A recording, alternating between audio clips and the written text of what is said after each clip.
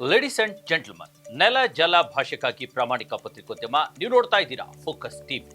ಪ್ರತಿದಿನದ ಪ್ರಚಲಿತ ವಿದ್ಯಮಾನಗಳ ಕುರಿತಂತೆ ಅದರ ಒಳ ಹೊರಗಿನ ಒಳನೋಟಗಳನ್ನ ನಿಮ್ಮೆದುರು ತೆರೆದಿಡುವ ವಿಶೇಷ ಕಾರ್ಯಕ್ರಮವೇ ಎಕ್ಸ್ಪ್ಲೈನರ್. ನಾನು ಹಬೀಬ್ ದಂಡಿ. ಫೋಕಸ್ ಟಿವಿಯ ಸಮಸ್ತ ವೀಕ್ಷಕರಿಗೂ ಸಂಕ್ರಾಂತಿ ಹಬ್ಬದ ಶುಭಾಶಯಗಳು.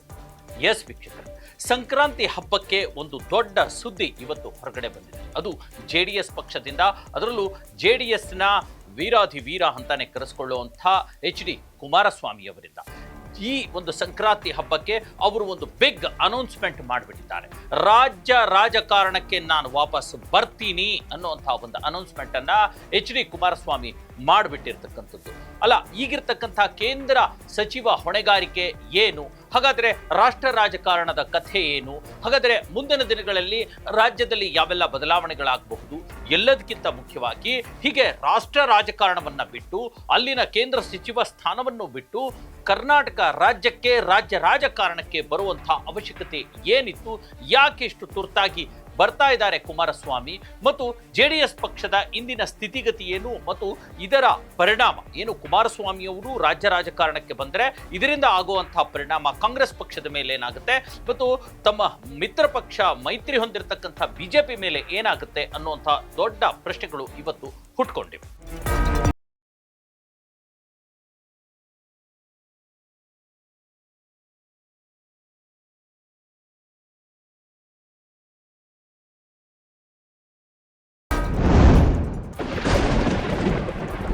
ಎಸ್ ವೀಕ್ಷಕರೇ, ಇವತ್ತು ಸಂಕ್ರಾಂತಿ ಹಬ್ಬದ ದಿನವೇ HD ಕುಮಾರಸ್ವಾಮಿ ಈ ಒಂದು ಸ್ಟೇಟ್ಮೆಂಟ್ ಅನ್ನ ಮಾಧ್ಯಮಗಳ ಎದುರು ಕೊಟ್ಟಿರ್ತಕ್ಕಂಥದ್ದು.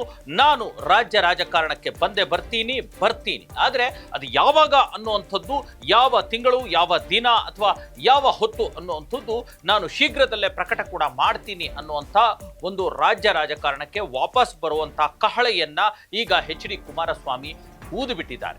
HD ಕುಮಾರಸ್ವಾಮಿಯು ಕೂಡ JDS ಪಕ್ಷದ ರಾಜ್ಯಾಧ್ಯಕ್ಷರಾಗಿ ಕೆಲಸ ಮಾಡಿರ್ತಕ್ಕಂಥದ್ದು, ಎರಡು ಬಾರಿ ಮುಖ್ಯಮಂತ್ರಿಯಾಗಿ ಕೆಲಸ ಮಾಡಿರ್ತಕ್ಕಂಥದ್ದು ಕೂಡ ಇಲ್ಲಿ ದೊಡ್ಡ ಮಟ್ಟದ ಚರ್ಚೆಗೆ ಗ್ರಾಸವಾಗಿದೆ. ಈಗಿರ್ತಕ್ಕಂಥ JDS ಪಕ್ಷ BJP ಜೊತೆಗೆ ಮೈತ್ರಿಯಾಗಿದ್ರೂ ಕೂಡ JDS ಪಕ್ಷಕ್ಕೆ ಒಂದು ಪ್ರತ್ಯೇಕ ಅಸ್ತಿತ್ವ ಇರತಕ್ಕಂಥದ್ದು, ಪ್ರತ್ಯೇಕ ಮತದಾರರು ಇರತಕ್ಕಂಥದ್ದು, ಪ್ರತ್ಯೇಕ ಒಂದು ಸ್ಥಾನಮಾನ ಇರತಕ್ಕಂಥದ್ದು, ಅದರದೇ ಆಗಿರ್ತಕ್ಕಂಥ ಒಂದು ಪ್ರತ್ಯೇಕ ವರ್ಚಸ್ಸನ್ನು ಅದು ಉಳಿಸ್ಕೊಂಡು ಬಂದಿದೆ.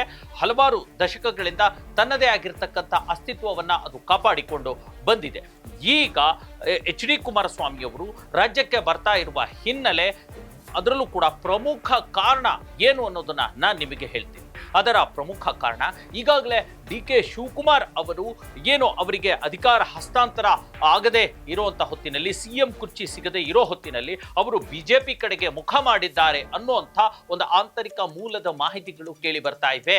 BJP ಜೊತೆಗೆ ಒಂದು ಹಂತದ ಮಾತುಕತೆ ನಡೆದು ಬಿಟ್ಟಿದೆ. ಈಗ ಅಂತಿಮ ಹಂತದ ಮಾತುಕತೆ ನಡೀತಾ ಇದೆ ಅನ್ನುವಂಥ ಸುದ್ದಿ ಯಾವಾಗ ಬಂತೋ, ಎಚ್ಚೆತ್ತುಕೊಂಡಿರ್ತಕ್ಕಂಥ HD ಕುಮಾರಸ್ವಾಮಿ ಈಗ ಮತ್ತೆ DK ಶಿವಕುಮಾರ್ ಏನಾದರೂ BJP ಪಕ್ಷಕ್ಕೆ ಬಂದ್ರೆ ಇಲ್ಲಿ JDS ಪಕ್ಷದ ಅಸ್ತಿತ್ವ ಕೆಟ್ಟು ಹೋಗುತ್ತೆ ಅನ್ನುವಂಥ ಅರ್ಥದಲ್ಲಿ ಮತ್ತು ಆ ಒಂದು ದೂರದ ಒಂದು ಉದ್ದೇಶ ಮತ್ತು ಆಲೋಚನೆಯಲ್ಲಿ ರಾಜ್ಯ ರಾಜಕಾರಣಕ್ಕೆ ವಾಪಸ್ ಬರ್ತಾ ಇದ್ದಾರೆ. ಹಾಗಾಗಿ ಇಲ್ಲಿ JDS ಪಕ್ಷವನ್ನು ಕಟ್ಟುವಂಥದ್ದು ಮತ್ತು BJP ಪಕ್ಷದ ಜೊತೆಗೆ ಹೊಂದಾಣಿಕೆ ಮತ್ತು ಮೈತ್ರಿಯನ್ನು ಕೂಡ ಮಾಡಿಕೊಳ್ಳುವಂಥದ್ದು HD ಕುಮಾರಸ್ವಾಮಿ ಅವರ ಮುಂದೆ ಇರತಕ್ಕಂಥ ಒಂದು ದೊಡ್ಡ ಸವಾಲು ಮತ್ತು ಜವಾಬ್ದಾರಿಯಾಗಿದೆ.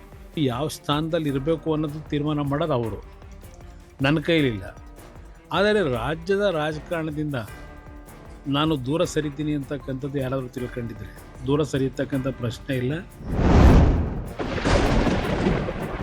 ಎಸ್ ವೀಕ್ಷಕರೇ, ಈ ಎಲ್ಲದರ ಹಿಂದೆ ಈಗಾಗಲೇ JDS ಪಕ್ಷ ಮತ್ತು ಕುಮಾರಸ್ವಾಮಿಯವರ ರಾಜ್ಯ ರಾಜಕಾರಣಕ್ಕೆ ವಾಪಸ್ ಬರ್ತಿರ್ತಕ್ಕಂಥದ್ರ ಬಗ್ಗೆ ಕಾಂಗ್ರೆಸ್ ಪಕ್ಷದ ಹಲವು ನಾಯಕರು ಹಲವು ರೀತಿಯ ಟೀಕೆಗಳನ್ನ ಮತ್ತು ಪ್ರತಿಕ್ರಿಯೆಗಳನ್ನ ಕೊಡ್ತಿದ್ದಾರೆ. ಪ್ರಮುಖವಾಗಿ ಪ್ರಿಯಾಂಕ್ ಖರ್ಗೆ ಇವತ್ತೊಂದು ಹೇಳಿಕೆಯನ್ನು ಕೊಟ್ಟಿರ್ತಕ್ಕಂಥದ್ದು, ಕುಮಾರಸ್ವಾಮಿ ವಾಪಸ್ ಬರ್ತಾ ಇದ್ದಾರೆ ರಾಜ್ಯ ರಾಜಕಾರಣಕ್ಕೆ ಅನ್ನೋದ್ರ ಕುರಿತಂತೆ. ಅವ್ರು ಹೇಳ್ತಾರೆ, JDS ಪಕ್ಷವನ್ನ ಈಗಾಗಲೇ BJPಗೆ ಲೀಸ್ಗೆ ಕೊಟ್ಬಿಟ್ಟಿದ್ದಾರೆ.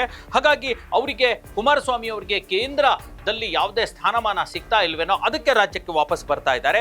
ಈಗಾಗಲೇ JDS ತನ್ನ ಚಾರ್ಮನ್ನು ಕಳೆದುಕೊಂಡಿದೆ. ಜೊತೆಗೆ JDSನ ಎಷ್ಟೋ ಕಾರ್ಯಕರ್ತರು ಮತ್ತು ಲೋಕಲ್ ನಾಯಕರು ಕಾಂಗ್ರೆಸ್ ಪಕ್ಷವನ್ನ ಸೇರ್ತಾ ಇದ್ದಾರೆ. ಇದೇ ಅದಕ್ಕೆ ಕಾರಣ. ಹಾಗಾಗಿ ಹೆದರ್ಕೊಂಡಿರ್ತಕ್ಕಂಥ ಕುಮಾರಸ್ವಾಮಿ ರಾಜ್ಯಕ್ಕೆ ವಾಪಸ್ ಬರ್ತಿದ್ದಾರೆ ಅನ್ನುವಂಥ ಒಂದು ಮಾತನ್ನ ಪ್ರಿಯಾಂಕ್ ಖರ್ಗೆ ಹೇಳಿರ್ತಕ್ಕಂಥದ್ದು. ಹಾಗಾದ್ರೆ ವೀಕ್ಷಕರೇ, ಇಲ್ಲಿ ಒಂದು ವೇಳೆ ಈಗ ರಾಜಕಾರಣಕ್ಕೆ ಬರ್ತಾ ಇರತಕ್ಕಂಥ ಕುಮಾರಸ್ವಾಮಿ ಅವರ ಎದುರು ಇರತಕ್ಕಂಥ ಪ್ರಮುಖ ಸವಾಲುಗಳೇನು ಅಥವಾ ಚಾಲೆಂಜ್ಗಳೇನು ಅನ್ನುವಂಥದ್ದು ಕೂಡ ಬಹಳ ಮುಖ್ಯ ಆಗುತ್ತೆ. ಬಹಳ ಪ್ರಮುಖವಾಗಿ ಈ ಹೊತ್ತಿನಲ್ಲಿ ಈಗಾಗಲೇ GBA ಒಂದಷ್ಟು ಕಾರಣಗಳನ್ನ ನಾನು ಹೇಳ್ತೀನಿ. ಅದರಲ್ಲಿ ಪ್ರಮುಖವಾಗಿ ಮೊದಲನೇದಾಗಿ GBA ಎಲೆಕ್ಷನ್ ಅನೌನ್ಸ್ ಆಗಿದೆ. GBA ಎಲೆಕ್ಷನ್ ನಲ್ಲಿ ಈಗ ತನ್ನ ಅಸ್ತಿತ್ವವನ್ನ ಸಾಬೀತುಪಡಿಸಬೇಕಿದೆ ಒಂದು JDS ಪಕ್ಷ. ನೋಡಿ, ಪ್ರಮುಖವಾಗಿ ಬೆಂಗಳೂರಿನ 28 ವಿಧಾನಸಭಾ ಕ್ಷೇತ್ರಗಳಲ್ಲಿ ಒಂದೇ ಒಂದು ಕ್ಷೇತ್ರದಲ್ಲೂ ಕೂಡ JDS ನ ಶಾಸಕರು ಇಲ್ಲ. ಹಾಗಾಗಿ ಇಂತಹ ಒಂದು ಚಾಲೆಂಜಿಂಗ್ ಅಲ್ಲೂ ಕೂಡ ತನ್ನ ಪಕ್ಷದ ಕಾರ್ಪೊರೇಟರ್ಗಳನ್ನ ಕೂಡ ಗೆಲ್ಲಿಸ್ಕೋಬೇಕಾಗಿರ್ತಕ್ಕಂಥ ದೊಡ್ಡ ಒಂದು ಸವಾಲಿದೆ. ಇದಲ್ಲದೆ ಈಗ ರಾಜ್ಯದಲ್ಲಿ 4 ಚುನಾವಣೆಗಳು ಈ ವರ್ಷ ನಡೆಯುತ್ತೆ. ಪಂಚರಾಜ್ಯ ಚುನಾವಣೆಗಳನ್ನ ಬೆಟ್ಟು ಹಾಕಿದ್ರು. ಕರ್ನಾಟಕ ರಾಜ್ಯದಲ್ಲಿ 4 ಚುನಾವಣೆಗಳು ನಡೆಯುತ್ತೆ. ಪ್ರಮುಖವಾಗಿ GBA ಎಲೆಕ್ಷನ್, ಅದು ಬಿಟ್ಟರೆ ಸ್ಥಳೀಯ ಸಂಸ್ಥೆ ಚುನಾವಣೆಗಳು, ಗ್ರಾಮ ಪಂಚಾಯತಿಯಿಂದ ಜಿಲ್ಲಾ ಪಂಚಾಯತಿಯವರೆಗೂ ಪುರಸಭೆ, ಪಟ್ಟಣ ಪಂಚಾಯತಿಯ ಲೋಕಲ್ ಬಾಡಿ ಎಲೆಕ್ಷನ್ಸ್ಗಳು ನಡೆಯುತ್ತೆ. ಅಲ್ಲಿ ತನ್ನ ಸ್ಥಾನಮಾನವನ್ನು ಕಾಯ್ದುಕೋಬೇಕಿದೆ. ಜೊತೆಗೆ ವಿಧಾನ ಪರಿಷತ್ನಲ್ಲಿ ಕೂಡ 2-3 ಕ್ಷೇತ್ರಗಳಿಗೆ ಒಂದು ಪದವೀಧರ ಕ್ಷೇತ್ರದ ಚುನಾವಣೆ ನಡೆಯಬೇಕಾಗಿದೆ. ಅಲ್ಲೂ ಕೂಡ JDS ತನ್ನ ಅಸ್ತಿತ್ವ ಸ್ಥಾಪಿಸಬೇಕಿದೆ. ಇದಲ್ಲದೆ ದಾವಣಗೆರೆ ಮತ್ತು ಬಾಗಲಕೋಟೆಯಲ್ಲಿ ಶಾಮನೂರು ಶಿವಶಂಕರಪ್ಪ ಮತ್ತು HY ಮೇಟಿಯಿಂದ ತೆರವಾಗಿರ್ತಕ್ಕಂಥ ಸ್ಥಾನದಲ್ಲೂ ಕೂಡ ಸ್ಪರ್ಧೆ ಮಾಡಿ JDS ತನ್ನ ಅಸ್ತಿತ್ವವನ್ನು ಸಾಬೀತುಪಡಿಸಿಕೊಳ್ಬೇಕಿದೆ. ಇದು JDSಗೆ ಮತ್ತು ಕುಮಾರಸ್ವಾಮಿಗೆ ಇರತಕ್ಕಂಥ ಚಾಲೆಂಜ್. ಇದಲ್ಲದೆ ಈಗಾಗಲೇ ಬಿಜೆಪಿ ಜೊತೆ ಒಂದು ಮೈತ್ರಿಯನ್ನು ಕೂಡ ಮಾಡ್ಕೊಂಡಿರೋದ್ರಿಂದ ಅಲ್ಲಿ ಮೈತ್ರಿಯನ್ನ ಯಶಸ್ವಿಗೊಳಿಸುವಂತಹ ಚಾಲೆಂಜ್ ಕೂಡ HD ಕುಮಾರಸ್ವಾಮಿ ಅವರಿಗೆ ಇರತಕ್ಕಂಥದ್ದು. ಇದರ ಹೊರತಾಗಿ ಈಗಾಗಲೇ ಮಂಡ್ಯ ಮತ್ತು ಹಾಸನದಲ್ಲೇ ಬಿಜೆಪಿ ಮೈತ್ರಿಗೆ ತೀವ್ರ ವಿರೋಧವನ್ನ, ಅಂದ್ರೆ JDS ಪಕ್ಷದ ತವರಿನಲ್ಲೇ ತೀವ್ರ ವಿರೋಧ ವ್ಯಕ್ತಪಡಿಸ್ತಾ ಇದೆ. ಅದಕ್ಕೂ ಕೂಡ ಸ್ಪಷ್ಟ ಒಂದು ಉತ್ತರವನ್ನು ಕೊಡಬೇಕಾಗಿದೆ. ಅಲ್ಲಿ ಬಿಜೆಪಿ ಜೊತೆಗೆ ಹೊಂದಾಣಿಕೆ ಮಾಡ್ಕೊಂಡು ಹೋಗಬೇಕಾಗಿರ್ತಕ್ಕಂಥ ಅನಿವಾರ್ಯತೆ ಇದೆ. ಆ ಜವಾಬ್ದಾರಿ ಕೂಡ ಕುಮಾರಸ್ವಾಮಿ ಹೆಗಲ ಮೇಲೆ ಇರ್ತಕ್ಕಂಥದ್ದು. BJPಯವರು ಬಹುಮಾಡಿ ಎತ್ತರದ ಕಟ್ಟಡಗಳು ಕಟ್ಕೊಂಡಿದೆ. JDS ಅಕ್ರಮ ಮಾಡ್ಕೊಂಡಿದಾರಲ್ಲ ಆಗಲೇ. ಇವಾಗ JDS ಉಳಿದಿದೆಯಾ ಎಲ್ಲನ ಹೇಳಿ? ಅಲ್ಲದೆ ಈಗಾಗಲೇ ಒಂದಷ್ಟು JDS ಕಾರ್ಯಕರ್ತರು ಮತ್ತು ಲೋಕಲ್ ನಾಯಕರು ಅಲ್ಲಲ್ಲಿ ರಾಜ್ಯದ ಬೇರೆ ಬೇರೆ ಕಡೆ, ಪ್ರಮುಖವಾಗಿ ಮಂಡ್ಯ, ಮೈಸೂರು ಮತ್ತು ಈ ಹಳೆ ಮೈಸೂರು ಭಾಗದಲ್ಲೂ ಕೂಡ ಕಾಂಗ್ರೆಸ್ ಪಕ್ಷಕ್ಕೆ ಸೇರ್ಪಡೆಗೊಳ್ತಾ ಇದ್ದಾರೆ. ಆ ಪಕ್ಷದ ವಲಸೆಯನ್ನು ಕೂಡ ತಡೆದು ಕಾರ್ಯಕರ್ತನ ತಮ್ಮ ಪಕ್ಷದಲ್ಲೇ ಇಟ್ಕೊಳ್ಳುವಂತಹ ದೊಡ್ಡ ಜವಾಬ್ದಾರಿ ಇದೆ. ಇದೆಲ್ಲದರ ಹೊರತಾಗಿ ಈ ಪ್ರಜ್ವಲ್ ರೇವಣ್ಣ ಮತ್ತು ಸೂರಜ್ ರೇವಣ್ಣ ಇಶ್ಯೂಯಿಂದ ಏನು ಪಕ್ಷದ ವರ್ಚಸ್ಸಿಗೆ ಧಕ್ಕೆ ಆಗಿದೆ, ಆ ಪಕ್ಷದ ವರ್ಚಸ್ಸನ್ನು ವಾಪಸ್ ತೆಗೆದುಕೊಂಡು ಬರುವಂತಹ ಜವಾಬ್ದಾರಿ ಕೂಡ ಕುಮಾರಸ್ವಾಮಿ ಮೇಲೆ ಇರತಕ್ಕಂಥದ್ದು ಅಲ್ವಾ?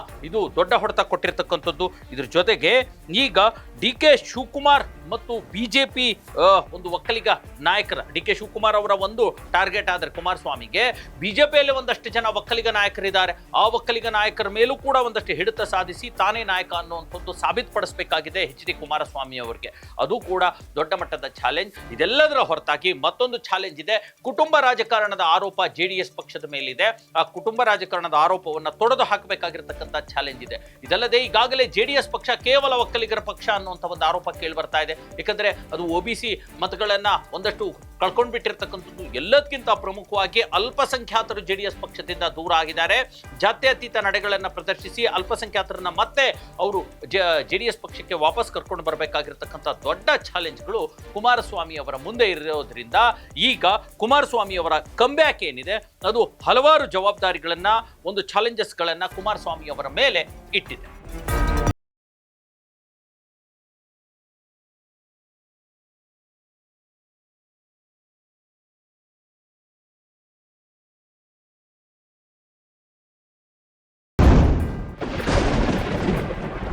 ಕುಮಾರಸ್ವಾಮಿ ಅವರೇನು ನಾನು ರಾಜ್ಯ ರಾಜಕಾರಣಕ್ಕೆ ವಾಪಸ್ ಬರ್ತೀನಿ ಅಂತ ಅನೌನ್ಸ್ ಮಾಡಿಬಿಟ್ಟಿದ್ದಾರೆ. ಆದರೆ ನಡೆ ಪ್ರಯಾಣ ಅಷ್ಟು ಸುಲಭವಾಗಿಲ್ಲ.